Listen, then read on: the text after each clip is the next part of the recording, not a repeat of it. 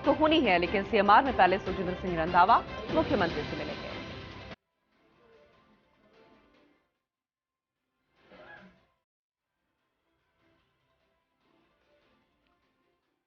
तो मुख्यमंत्री Ashok Gehlot PCC war room में पहुंचेंगे, कांग्रेस की बैठक में शिरकत करेंगे। लेकिन ये बेहद खास है क्योंकि मुख्यमंत्री आवास पर पहले अहम चर्चा होनी है।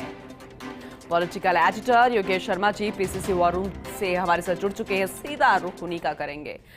योगेश जी, औपचारिक बैठक से पहले अनौपचारिक मीटिंग रहेगी सुखजिंदर सिंह रंधावा की सीएमआर में मुख्यमंत्री अशोक गहलोत के साथ, तो वो बेहद खास रहने वाली है क्योंकि उसके बाद वो रूम पहुंचेंगे। वो भी एजेंडा पहले से निर्धारित है कि चुनाव आने वाले हैं, रणनीति तैयार करनी है। आपसे पूरी डिटेल लेना चाहेंगे।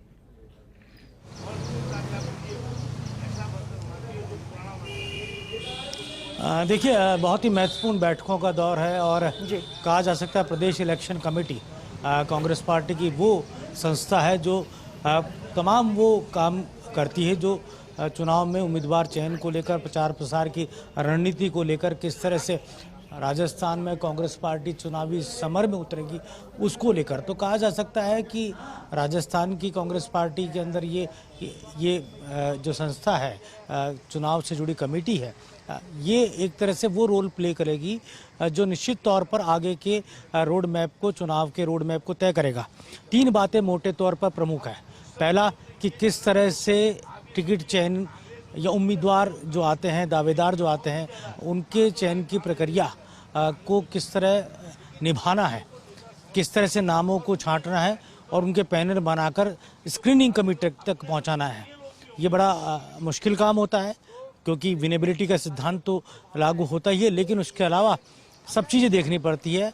लीडर की लॉयल्टी देखनी पड़ती है पार्टी के प्रति, उसकी उस क्षेत्र में क्रेडिबिलिटी देखनी पड़ती है। अगर वो विधायक है तो विधायक के आधार पर उसका अब तक का कामकाज रहा, अब तक के 4.5 पौने 5 साल में उस तरह का किस तरह का लेखा जोखा रहा, जनता उसके बारे में क्या सोचती है। मंत्री है तो मंत्री की किस तरह की परफॉर्मेंस रही, ये तमाम पहलू है। और सबसे बड़ा पहलू सर्वे रिपोर्ट क्या कह रही है उसके बारे में, क्या वो जीतने की स्थिति में है, क्या वो A, B और C, क्या वो एवरेज है या फिर वो गुड है या फिर वेरी गुड है। तो ये 3 तरह के जो फैक्टर्स हैं इन पर काम होता है। और कहीं एक नाम है और जहाँ पर एक नाम नहीं है तो वहाँ 3 से 4 नाम भी हो सकते हैं, 5 नाम भी हो सकते हैं। लेकिन कोशिश ये रहती है किसी भी इलेक्शन कमेटी के सदस्य की जो अपने प्रभार क्षेत्र में जाकर जब नाम छांटने का काम करता है, दावेदारों के बीच में से पैनल बनाने का काम करता है, तो कोशिश यही रहती है उस कमेटी की कि टॉप 3 या 4 ऐसे नाम हो जो ख़ास तौर से कहे जा सकते हैं कि जिनमें से अगर किसी को छांटा जाता है तो वो एक बहुत ही अच्छा कैंडिडेट के तौर पर सामने है। दूसरा फैक्टर कि रणनीतिक तौर पर कांग्रेस के जो तमाम बड़े नेताओं के दौरे होने हैं राजस्थान के अंदर, मल्लिकार्जुन खड़गे को आना है, कांग्रेस के वो राष्ट्रीय अध्यक्ष हैं, किस तरह उनकी सभा होनी है, कहाँ होनी है, कितनी भीड़ जुटनी है, क्या संदेश उस सभा से जाना है, किस इलाके पर फोकस करना है, इसकी भी चर्चा होनी है। और तीसरा बड़ा फैक्टर कि एक राजनीतिक और मानसिक दबाव विरोधी दल पर कैसे बढ़ाया जाए। आपने देखा होगा कि मध्य प्रदेश और छत्तीसगढ़ के अंदर राजस्थान, वहाँ के एक तरह से राजस्थान ही नहीं, तीनों जो चुनावी राज्य हैं वहाँ पर भारतीय जनता पार्टी ने बढ़त बनाने का काम किया है पहली सूची लाकर। तो मध्य प्रदेश, छत्तीसगढ़ में उम्मीदवारों की पहली सूची सामने आ चुकी है। तो अब ज़रूरी ये है कि राजस्थान में कांग्रेस पार्टी ने जो दावा किया था उस दावे के अनुरूप ही राजस्थान में सितंबर के अंत तक पहली सूची सामने आ जानी चाहिए। ये कोशिश इलेक्शन कमेटी की रहने वाली है और यही इलेक्शन कमेटी कांग्रेस के हाईकमान को बताएगी। बैठक में जो देरी का कारण है वो यही है कि एक तरह से जो शेड्यूल है इस पूरे बैठक को लेकर, तो एक एक्सरसाइज होनी है इस बैठक से पहले कि आखिर उस बैठक में किन किन प्रमुख मुद्दों को पहले मोटे तौर पर लिया जाना है। क्योंकि स्क्रीनिंग कमेटी के सदस्य भी जयपुर पहुंच चुके हैं। हालांकि स्क्रीनिंग कमेटी के चेयरमैन, जो राजस्थान से जुड़ी कांग्रेस की स्क्रीनिंग कमेटी है, उसके चेयरमैन गौरव गोगोई नहीं आ रहे, लेकिन बाकी दोनों सदस्य अभिषेक दत्त और गणेश गोदियाल, इनके पहुंचने का कार्यक्रम है। और साथ ही मीटिंग के अंदर वो तमाम लीडर्स रहेंगे जो इलेक्शन कमेटी के सदस्य हैं। गोविंद सिंह डोटासरा की लीडरशिप में ये बैठक होनी है। सुखजिंदर रंधावा, मुख्यमंत्री गहलोत, सचिन पायलट, रघुवीर मीणा, रघु शर्मा, हरीश चौधरी, मंत्रिमंडल के जो प्रमुख सदस्य हैं, जो इलेक्शन कमेटी के सदस्य हैं, चाहे वो बीडी कल्ला हो, चाहे वो रामलाल जाट हो, और तमाम प्रमुख नेता, राष्ट्रीय नेतृत्व की बात कर लें तो चाहे वो जो हरीश चौधरी हो, नीरज डांगी हो, धीरज गुजर हो, जुबेर खान हो, ये तमाम वो लोग हैं। और कहा जा सकता है कि पूरी इलेक्शन कमेटी का जो रोड मैप है, वो रोड मैप ये तय करेगा कि कांग्रेस की दशा और दिशा इस चुनाव में किस तरह की तरफ आगे बढ़नी है। साथ ही पूनम, ये एक ज़रूरी होगा कि क्राइटेरिया क्या होना चाहिए। जो आप दावेदारों के पैनल बनाएंगे, उन दावेदारों के पैनल का क्राइटेरिया क्या होना चाहिए, इसको लेकर भी सुझाव सामने आएंगे कि किस तरह से। आपको ध्यान ये पहले भी कई बार क्राइटेरिया बने हैं जिनके आधार पर टिकट चयन की प्रक्रिया को पूरा किया गया है कि लगातार बीते 2 चुनाव हारने वाले, या पिछले चुनाव में बहुत कम अंतर से चुनाव हारने वाले, या फिर कहा जा सकता है कि पिछले चुनाव के अंदर जिनकी जमानत जब्त हो चुकी है, और लेकिन वो हो सकता है कि पहले की हालात अब हो, आज के हालात में परिवर्तन क्या हो।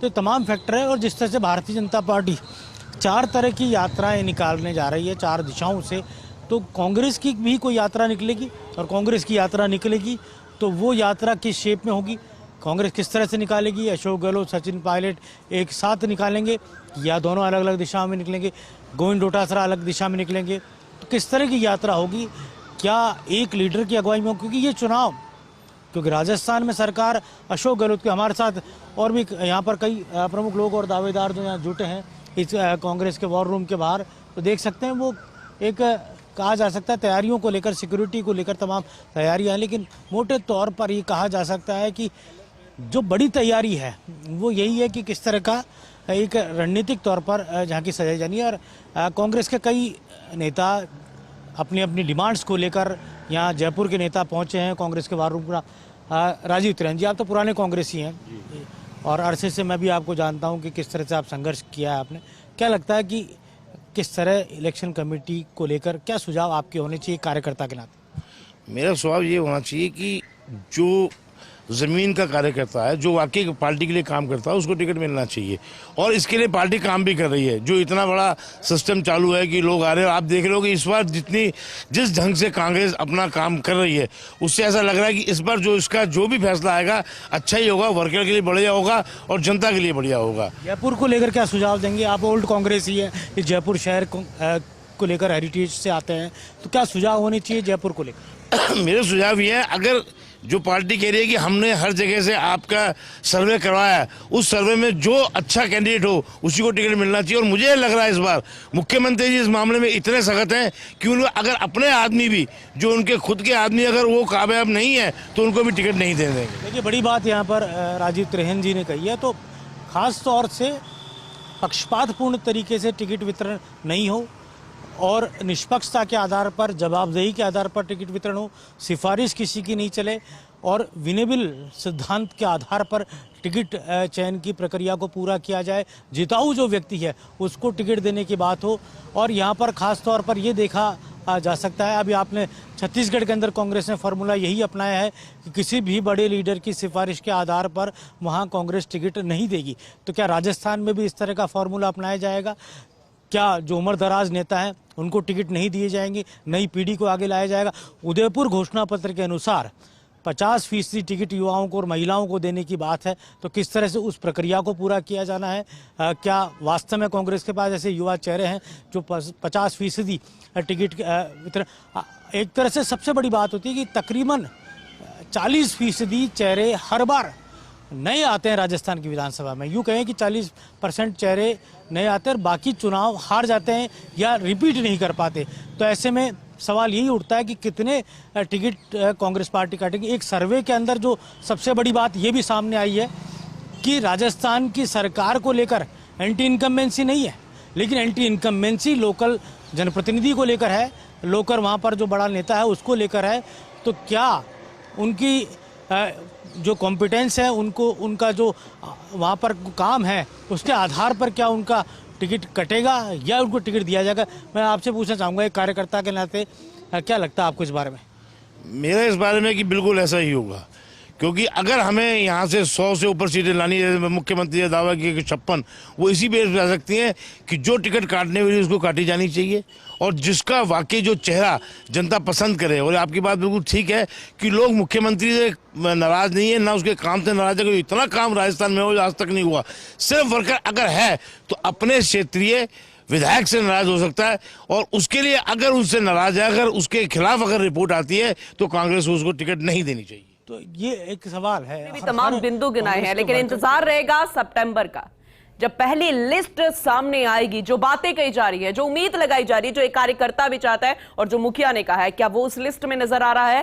पहली लिस्ट का इंतजार करना होगा। आगे भी आपका रुख करेंगे, अपडेट लेते रहेंगे। फिलहाल के लिए बहुत बहुत शुक्रिया योगेश।